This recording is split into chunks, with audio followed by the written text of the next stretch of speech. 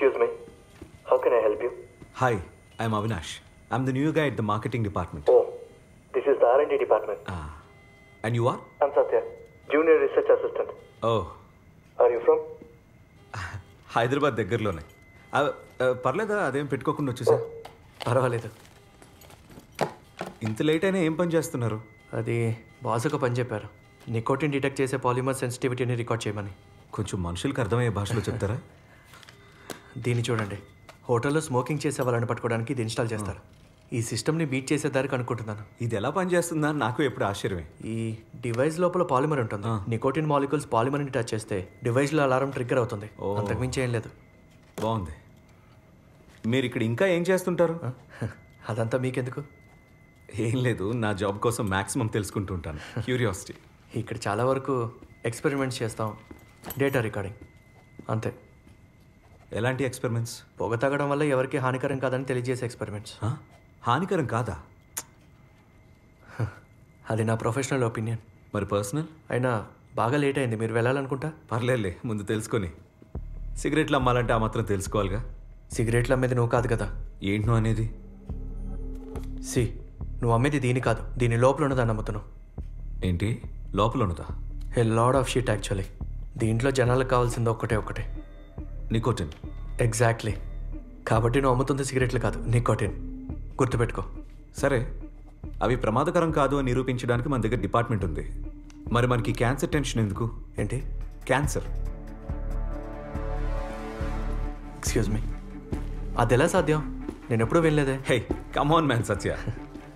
సీరియస్గా నాకు అదేంటో తెలీదు, కానీ నాకు తెలిసిన కొన్ని విషయాలు ఉన్నాయి.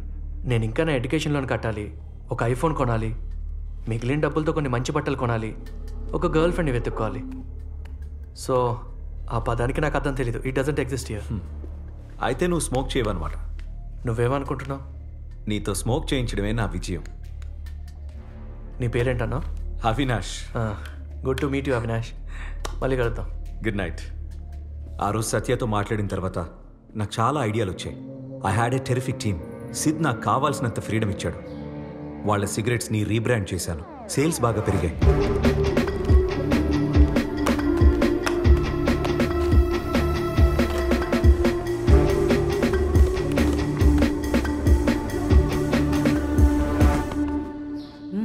వాళ్ళు నీకు బోనస్ ఇచ్చారుగా, నాకు గుర్తుంది.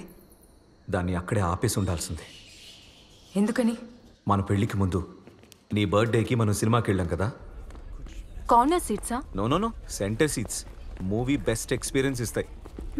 అయితే మనం సినిమా మాత్రమే చూడ్డానికి వచ్చామా? థియేటర్లో ఇంకేం చేస్తాం? ఏం లేదు, నా బాయ్ ఫ్రెండ్స్ ఎప్పుడు వెనక కార్నర్ సీట్సే బుక్ చేసేవాళ్ళు, అందుకని. ఓ సారీ, నా వల్ల నీ లైఫ్ బాగా బోరింగ్ అయిపోయింది కదా. పర్లేదులే, ఈ పక్కకి ఎవరో ఒకరు రాకుండా పోతారా? ఆ పక్క ఎవరు రారులే, అది కూడా నేనే బుక్ చేశా. ఓ పొసెసివా? నా జీవితం నేను చూడలేను. అయిపోయి చెప్పు. హాయిగా సాగిపోతున్న జీవితం, మంచి భర్త, రత్నాల్లాంటి ఇద్దరు పిల్లలు, దీనంతటినీ పొగాకు మార్చేసింది.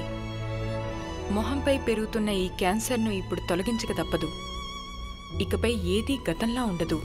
పొగాకు నా జీవితాన్ని నాశనం చేసింది. ఖైనీ, గుట్కా, తంబాకు, జర్దా, పాన్ మసాలా ఇవి జీవితాన్ని అయిపోయిందిలే. అయిపోయిందా?